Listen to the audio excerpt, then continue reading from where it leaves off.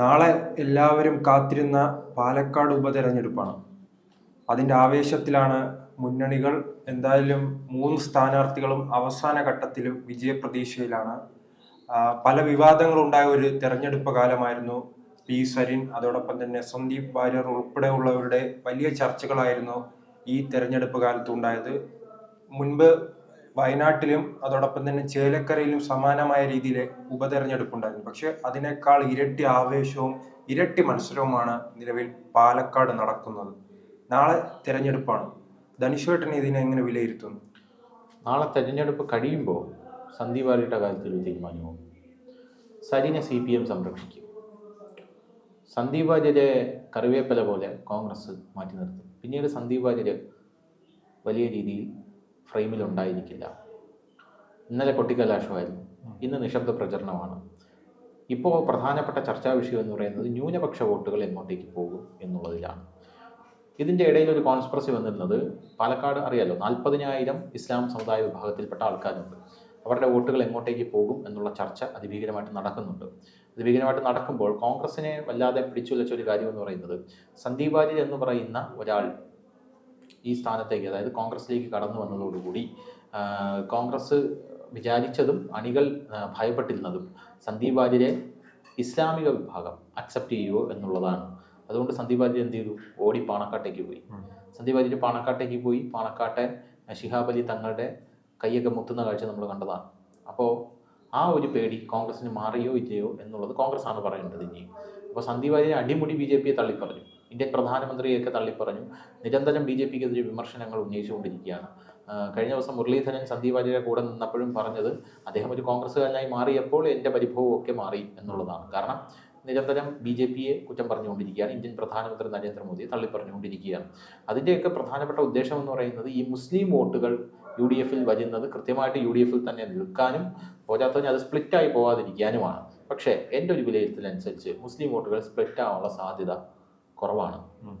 കാരണം അറിയാമല്ലോ, കാരണം ഇപ്പം എന്നെ ജയിപ്പിക്കൂ എന്നുള്ള കാര്യങ്ങൾ പറഞ്ഞല്ല പാലക്കാട് മാത്രമല്ല നമ്മുടെ കേരളത്തിലുടനീളം രാഷ്ട്രീയ പാർട്ടികൾ പ്രചരണം നടത്തുന്നത്. BJP ജയിക്കും, BJP ജയിക്കരുത് എന്ന് പറഞ്ഞാൽ അവർ ജയിക്കും എന്ന് പറഞ്ഞാൽ പ്രചരണം നടത്തുന്നത്. അല്ലാതെ ഞാൻ ജയിക്കുമെന്ന് ആ കോൺഫിഡൻസ് ഒന്നും അവർക്കില്ല.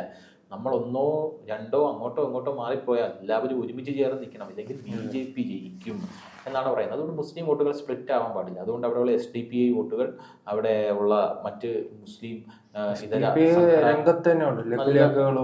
വെൽഫെയർ പാർട്ടി, അവരുടെ എല്ലാവരുടെയും വോട്ടുകൾ സമാഹരിച്ച് കൃത്യമായി UDFിൻ്റെ പെട്ടിയിൽ തന്നെ വിടണം.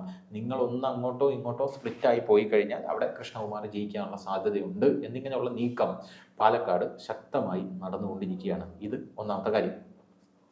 ഇനി രണ്ടാമത്തെ കാര്യം എന്ന് പറയുന്നത്, പാലക്കാട് കോൺഗ്രസിൻ്റെ ഒരു അറിയാലോ, കോൺഗ്രസ് എന്ന് പറഞ്ഞാൽ സന്ദീപ് വാര്യർ അങ്ങോട്ട് കോൺഗ്രസിനെ മനസ്സിലാക്കിയിട്ട് തന്നെയായിരിക്കുമല്ലോ പോയത്. കോൺഗ്രസ് എന്ന് പറഞ്ഞ ഒരു കാലുവാരി പാർട്ടിയാണ്. കോൺഗ്രസിന് വളർന്നു വരുന്ന നേതാക്കളെയൊക്കെ വലിയ രീതിയിൽ അവരുടെ പൊട്ടൻഷ്യൽ കണ്ട് തലവേദന, ഇയാളെങ്ങാനും കയറി വന്നു കഴിഞ്ഞാൽ എൻ്റെ സ്ഥാനം തെറിക്കുമല്ലോ എന്ന് ചിന്തിക്കുന്ന ആൾക്കാരുടെ ഒരു പാർട്ടിയാണ് കോൺഗ്രസ് എന്ന് പറയുന്നത്. കോൺഗ്രസ് ഷാഫി പറമ്പിൽ കോൺഗ്രസിന് വലിയൊരു തലവേദന തന്നെയാണ്. കാരണം കോൺഗ്രസിന് ഷാഫി പറമ്പിൽ തലവേദനയുള്ള കാരണം ഷാഫി പറമ്പിലിന് കാസർഗോഡ് മുതൽ പാറശാല വരെയുള്ള ജനങ്ങൾക്കിടയിൽ സ്വാധീനമുണ്ട്. ഷാഫി പറമ്പിൽ അങ്ങനെ വളർന്നു വരുന്ന ഒരു നേതാവാണ്, അല്ലേ? പാലക്കാടാണ് ഷാഫി പറമ്പിൽ മത്സരിച്ചതെങ്കിലും ഷാഫി പറമ്പിൽ മുഴുവൻ കേരളത്തിലെ ജനങ്ങളുടെയും കണ്ണിലുണ്ണിയായി മാറുന്ന ഒരു കാഴ്ചയാണ് കാണാനായിട്ട് സാധിച്ചത്. അതിൻ്റെ പ്രധാനപ്പെട്ട കാരണം ഷാഫി പറമ്പിലെ നിയമസഭയിലെ പെർഫോമൻസുകൾ തന്നെയാണ്. ഷാഫി പറമ്പിൽ നിയമസഭയിൽ പിണറായി വിജയനെയൊക്കെ കോൺഗ്രസിന്റെ പ്രസിഡന്റ് സമരങ്ങളൊക്കെ അതിഗംഭീരമായിരുന്നു. ഫീൽഡിൽ ഇറങ്ങി പ്രവർത്തിക്കുന്നുണ്ട്. അങ്ങനെ ഫീൽഡിൽ ഇറങ്ങി പ്രവർത്തിക്കുകയും നിയമസഭയിൽ ഗംഭീരമായിട്ടുള്ള പെർഫോമൻസ് കാഴ്ചവെക്കുകയും ചെയ്തു. ഇപ്പോൾ തന്നെ ശ്രീത്ത് നോക്കിയേ, പാർലമെന്റിൽ പോയി കഴിഞ്ഞ് ഷാഫി പറമ്പിൻ്റെ ആദ്യത്തെ പ്രസംഗം വൈറലായിരുന്നില്ലേ? അതായത് ഈ വിമാന കമ്പനികൾ പ്രവാസികളുടെ ടിക്കറ്റുകൾ വർദ്ധിപ്പിക്കുന്നതുമായിട്ട്, ടിക്കറ്റ് നിരക്ക് വർദ്ധിപ്പിക്കുന്നതുമായിട്ട് ബന്ധപ്പെട്ടുള്ള കാര്യങ്ങളാണ് അദ്ദേഹം അഡ്രസ് ചെയ്യാൻ ശ്രമിച്ചത്. അത് ഞാനടക്കം വളരെയധികം നല്ല കാര്യമായിട്ട് കാണുന്ന ഒരു സംഭവമാണ്. കേരളത്തിൽ വലിയ ചർച്ചയായി. അതായത് ജനങ്ങൾക്ക് ഉപകാരപ്രദമായിട്ടുള്ള കാര്യങ്ങളാണ് ഷാഫി പറമ്പിൽ നടത്താനായിട്ട് ശ്രമിക്കുന്നത്. അപ്പോൾ അങ്ങനെയുള്ള ഒരാൾ വളർന്നു വന്നു കഴിഞ്ഞാൽ അത് വലിയ തലവേദനയാവുമല്ലോ എന്ന് വിചാരിച്ചാണ് പാലക്കാട് നിന്ന് ഷാഫി പറമ്പിലിനെ ഇങ്ങോട്ടേക്ക് വടകരയിലോട്ട് വിട്ടത്. വടകരയിലോട്ട് വിട്ടപ്പോൾ ഇവർ വിചാരിച്ചു KK ശൈലജ ഷാഫി പറമ്പിലിനെക്കാട്ടിലും ശക്തിയായിട്ടുള്ള ഒരു സ്ഥാനാർത്ഥിയാണ്, അതുകൊണ്ട് തന്നെ ഷാഫി പറമ്പിൽ പരാജയപ്പെടും, ഷാഫി പറമ്പിലിൻ്റെ ഒരു ഇമേജിന് ഒരു കോട്ടം സംഭവിക്കാനുള്ള ഒരു സാധ്യതയുണ്ട്. പക്ഷേ വടകരയിൽ കോൺഗ്രസിൻ്റെ നീക്കങ്ങളെല്ലാം തെറ്റിപ്പോയി. KK ശൈലജയുടെ ഭാഗത്തു നിന്ന്, അതായത് ഈ കാഫിർ സ്ക്രീൻഷോട്ടൊക്കെ ഉണ്ടല്ലോ, അതൊക്കെ അവിടെ പ്രചരിപ്പിച്ച് KK ശൈലജയുടെയൊക്കെ ഇമേജൊക്കെ ഡാമേജ് ആക്കി വലിയ രീതിയിൽ കെ ശൈലജ തോൽക്കുന്ന കാഴ്ച നമ്മൾ കണ്ടു. അത് തോറ്റത് എത്ര വോട്ടിനാണ്? 1.5 ലക്ഷത്തിലെ ഭൂരിപക്ഷത്തിലാണ്. അത് കണ്ടപ്പോൾ തന്നെ കോൺഗ്രസ്സുകാരുടെ കിളി പോയി, മനസ്സിലായില്ല. അത് പ്രത്യേകിച്ച് വടകര, തലശ്ശേരി ഉൾപ്പെടെയുള്ള CPM സ്വാധീനമുള്ള വലിയ മണ്ഡലമാണ്. അതെ. അപ്പോൾ അങ്ങനെ ഇരിക്കുന്ന സാഹചര്യത്തിൽ ഷാഫി പറമ്പിൽ എന്തായാലും കേരളത്തിൽ ഇഷ്ടത്തിൽ ഒന്ന് ആശ്വാസത്തിലാണ് ഇവിടെയുള്ള കോൺഗ്രസ്സുകാർ മൊത്തം. കാലിവാരി രാഹുൽ മാങ്കൂട്ടത്തിനെ കോൺഗ്രസ്സുകാർ എന്ന് തോൽപ്പിച്ചാൽ മാത്രമേ ഉള്ളൂ. കാരണം അതും ഷാഫിക്ക് ഒരു അടിയാണ്. കാലിവാരി തോൽപ്പിച്ചു കഴിഞ്ഞാൽ ഷാഫിക്ക് ഒരു അടിയാണ്. അതുകൊണ്ട് ആ ഒരു ഭയം മാത്രമേ ഇപ്പം നിലവിൽ കോൺഗ്രസ് അണികളുടെ ഭാഗത്തു നിന്നും ഉള്ളൂ.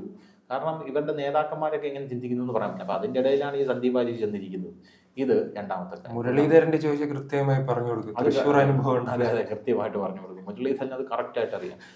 ഇനി മൂന്നാമത്തെ കാര്യം എന്ന് പറയുന്നത് നമ്മുടെ കൃഷ്ണകുമാർ ജി, നമ്മുടെ BJP പ്രത്യേകിച്ച് പ്രതാപൻ ചങ്കെ കരള എന്ന് പറഞ്ഞു അത് കണ്ടായിരുന്നു. അത് കൂടെ ജീപ്പിൽ കൂടെ നടന്ന് വെള്ളം കൊടുക്കുന്നു, കരിക്ക് കൊടുക്കുന്നു, കയ്യും മുഖവും വേർക്കുമ്പോൾ തുടച്ചു കൊടുക്കുന്നു, അവസാനം തോൽപ്പിച്ചും കൊടുത്തു.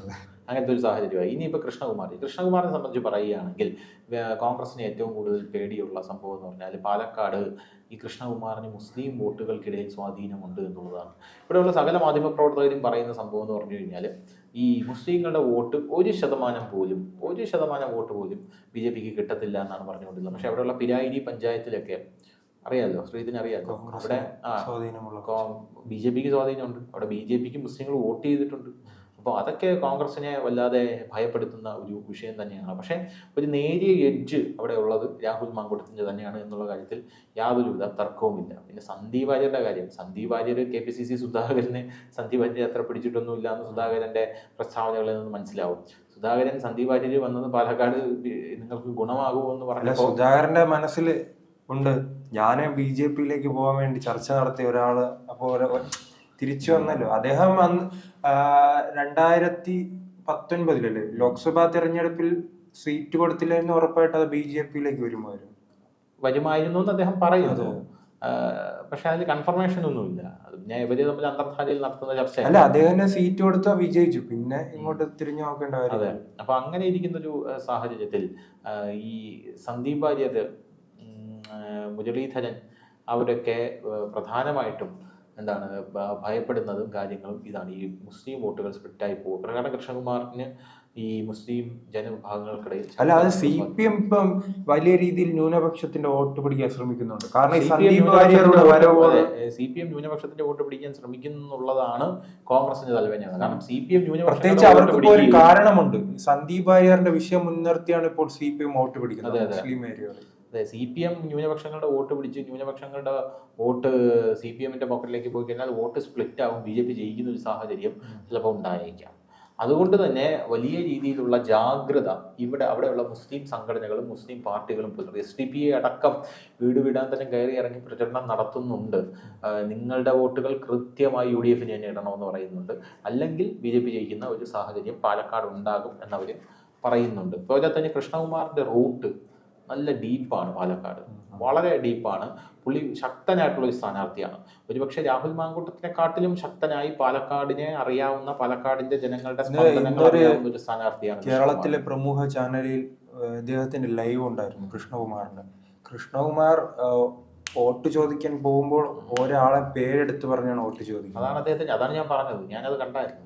അദ്ദേഹം ഓരോ ആൾക്കാരുടെ പേരെടുത്ത് പറഞ്ഞാണ്. പിന്നെ ഈ മാധ്യമങ്ങൾ ബൈറ്റ് വയ്ക്കുന്ന സകല ആൾക്കാരും ആര് ജയിക്കുമെന്ന് ചോദിക്കുമ്പോൾ കൃഷ്ണകുമാർ ജയിക്കാനാണ് സാധ്യത കൂടുതൽ. പഴയ ഹാഷ്മി കണ്ടിട്ടുണ്ടാവില്ല. ഹാഷ്മി SK ഇവിടെ മുഴുവൻ BJP ആണ്. അതെ, ഇവിടെ മുഴുവൻ BJP ആണ് SK എന്ന്. അപ്പൊ അതുപോലെ ബൈറ്റ് വയ്ക്കാൻ പോകുമ്പോൾ BJP ജയിക്കും, കൃഷ്ണകുമാർ ജയിക്കും എന്നാണ് പല ആൾക്കാരും പറയുന്നത്. പക്ഷെ ഞാൻ ഇപ്പോഴും പറയുന്നു, മുസ്ലിം വോട്ടുകളാണ് ഏറ്റവും കൂടുതൽ നിർണായകമാകുന്നത്.